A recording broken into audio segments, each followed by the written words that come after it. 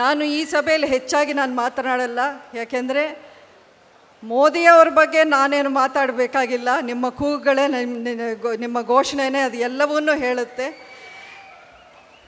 ನಿತಿನ್ ಗಡ್ಕರಿ ಅವರ ಬಗ್ಗೆ ಎರಡೆರಡು ಮಾತುಗಳನ್ನು ನಾನು ಮಾತಾಡಲೇಬೇಕು. ನಾನು ಒಬ್ಬ ಪಕ್ಷೇತರ ಸಂಸದೆ, ನನಗೆ ಪಾರ್ಟಿ ಇಲ್ಲ. ಆದ್ರೂ ನಾವು ಏನೇ ಬೇಡಿಕೆಗಳು, ಏನೇ ಸಮಸ್ಯೆಗಳು, ನನ್ನ ಕ್ಷೇತ್ರದ ಸಮಸ್ಯೆಗಳನ್ನು ನಾನು ಅವರ ಮುಂದೆ ತಗೊಂಡು ಹೋಗಿ ಅವ್ರನ್ನ ಮಾತಾಡುವಾಗ ಅಷ್ಟೇ ಸಾವಧಾನವಾಗಿ ನನಗೆ ಸಮಯ ಕೊಟ್ಟು ಪ್ರತಿಯೊಂದಕ್ಕೂ ಸಕಾರಾತ್ಮಕವಾಗಿ ಅವರು ಸ್ಪಂದಿಸಿ ಅದನ್ನು ಕಾರ್ಯರೂಪಕ್ಕೆ ತರುವಂಥ ಒಂದು ಕೆಲಸವನ್ನು ಮಾಡಿದ್ದಾರೆ. ಇದು ನನಗೆ ಮಾತ್ರ ಅಲ್ಲ, ನೀವು ಒಂದು ಮಾತು ಹೇಳೋಕ್ಕೆ ಇಷ್ಟಪಡ್ತೀನಿ. ಪಾರ್ಲಿಮೆಂಟಲ್ಲಿ ನಿತಿನ್ ಗಡ್ಕರಿ ಅವರು ಎದ್ದು ನಿಂತ್ಕೊಂಡು ಮಾತಾಡಿದ್ರೆ ವಿರೋಧ ಪಕ್ಷಗಳು ಯಾವತ್ತೂ ಅವ್ರನ್ನ ಏನೇ ಟೀಕಿಸೋದು ಅಥವಾ ಏನಾದರೂ ಕೂಗೋದೋ ಇಲ್ಲ. ಯಾಕಂದರೆ ಎಲ್ಲರನ್ನೂ ಅವರು ಸರಿಸಮಾನವಾಗಿ ಅವರು ತೇಜುಕುಮಾರ್ ಫಾರ್ಮ್ ಎಕ್ವಿಪ್ಮೆಂಟ್ ಬಿಸ್ನೆಸ್ ಮಾಡಿ ವರ್ಷಕ್ಕೆ 25 ಲಕ್ಷ ಗಳಿಸ್ತಿದ್ದಾರೆ. ನೀವು ಕೂಡ ಅವರಿಂದ ಕಲಿಬೇಕಾ? ಅವ್ರ ಜೊತೆ ವಿಡಿಯೋ ಕಾಲ್ನಲ್ಲಿ ಮಾತಾಡಬೇಕಾ? ಈಗಲೇ ಫ್ರೀಡಮ್ ಆ್ಯಪ್ ಡೌನ್ಲೋಡ್ ಮಾಡಿ. ಬರಮಾಡ್ಕೊಳ್ತಾರೆ. ಅವ್ರಿಗೆ ಏನು ಕೆಲಸ ಆಗಬೇಕು ಆ ಕೆಲಸದಲ್ಲಿ ಅವ್ರಿಗೆ ಅದು ಕರೆಕ್ಟ್ ಅನಿಸಿದ್ರೆ ತಕ್ಷಣಕ್ಕೆ ಅದನ್ನು ಸೈನ್ ಮಾಡಿ ಮಾಡಿಕೊಡ್ತಾರೆ. ಇವತ್ತು ಭಾರತ ದೇಶದಲ್ಲಿ ಕಾಶ್ಮೀರದಿಂದ ಕನ್ಯಾಕುಮಾರಿವರೆಗೂ ಆಗಿರೋ ಒಂದು ಹೈವೇಸ್ ನೆಟ್ವರ್ಕ್ನ ನೋಡಿದ್ರೆ ಮೊದಲೆಲ್ಲ ನಾವು ಅಮೆರಿಕಾ ದೇಶಕ್ಕೋ ಜರ್ಮನಿ ದೇಶದಲ್ಲೋ ನೋಡ್ತಾ ಇದ್ವಿ. ಇಂಥ ಒಳ್ಳೆ ರೋಡ್ಗಳು ನಮ್ಮಲ್ಲಿ ಯಾಕಿಲ್ಲ ಅನ್ನೋ ಒಂದು ಬೇಜಾರಲ್ಲಿ ನಾವು ವಾಪಸ್ ಬರ್ತಾ ಇದ್ವಿ.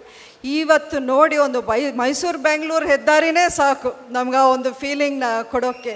ಅಷ್ಟೇ ಅಲ್ಲ, ಇವತ್ತು ಅವರು 4,000 ಕೋಟಿಯಷ್ಟು ಫಂಡ್ಸಲ್ಲಿ ಹಲವಾರು 22 ಹೈವೇ ಪ್ರಾಜೆಕ್ಟ್ಗಳನ್ನ ಲಾಂಚ್ ಮಾಡ್ತಿದ್ದಾರೆ. ಅದು ಉದ್ಘಾಟನೆ ಅಂದರೆ ಬರೀ ಉದ್ಘಾಟನೆ ಅಂತ ತಿಳ್ಕೊಬೇಡಿ, ಎಷ್ಟು ಬೇಗ ಎಷ್ಟು ಶೀಘ್ರದಲ್ಲಿ ಅದನ್ನು ಮುಗಿಸಿ ತೋರಿಸ್ತಾರೆ ಅನ್ನೋದು ನೀವೇ ಅದು ಮೊದಲು ಕಂಡಿದ್ದೀರಾ, ಇನ್ನು ಮುಂದೇನೂ ಕಾಣ್ತೀರಾ. Sir, I would like to say you're not just a road transport or highway minister, you're a highway magician for the kind of network. You are the main architect for the progress, for the progressive India that our beloved Prime Minister dreams about. Sir, we welcome your efforts and we appreciate your efforts and we look forward to much more from you in the coming years also, and we pray that God gives you the strength and the health to continue your good work, sir. ನಮ್ಮ ಮಂಡ್ಯ ಭಾಗಕ್ಕೆ ಬಂದಾಗ ಮೈಸೂರು ಬೆಂಗಳೂರು ಹೆದ್ದಾರಿ ನಡಿಬೇಕಾದ್ರೆ ಯಾವುದೇ ಒಂದು project ಪ್ಲ್ಯಾನಿಂಗಲ್ಲಿ ಅಥವಾ construction start ಮಾಡಾದ್ಮೇಲೆ ಒಂದಷ್ಟು ಸಮಸ್ಯೆಗಳು ಎಲ್ಲಿಂದ ಬರ್ಬೋದು ಅನ್ನೋದು ಏನಿದ್ರೂ ಅರಿವಾಗೋದು. ಆ ಪ್ರತಿಯೊಂದು ಸಮಸ್ಯೆನ ನಾನು ಅವ್ರಿಗೆ ಇದನ್ನು ಮಾಡಿದಾಗ ಬೇಡ್ಕೊಂಡಾಗ ಅವರು ಪ್ರತಿಯೊಂದನ್ನು ಒಂದು ರೆಸಲ್ಯೂಷನ್ ಮಾಡಿ ಕೊಟ್ಟಿದ್ದಾರೆ. ಆಗಲೇ ನಾನು ಇನ್ನೊಂದು ಇವಾಗ ಅವ್ರನ್ನ ನಾನು ಕೇಳ್ಕೊಳ್ಳೋದು ಏನು ಅಂತಂದರೆ, ಮಂಡ್ಯ ಸಿಟಿಗೆ sir, I am requesting Cloverleaf junction for Mandya city to bisect and ensure the smooth flow from the highway into the city and further to for the commuters to have a smooth flow of journey to go forward also, sir. I hope you consider this request in the coming days, sir. ಅಷ್ಟೇ ಅಲ್ಲ, ನಮ್ಮ Hanakere under pass ಇರ್ಬೋದು, ಇನ್ನು ಹಲವಾರು ಕಡೆ ಅವರ ಹತ್ರ ಅದು ಅಪ್ರೂವಲ್ಗೆ ಹೋಗಿದೆ. ಅವೆಲ್ಲವನ್ನೂ ಮಾಡ್ತೀನಿ ಅನ್ನುವಂಥ ಭರವಸೆಯನ್ನೇ ಅವರು ನನಗೆ ಹೇಳಿಕೊಟ್ಟಿದ್ದಾರೆ.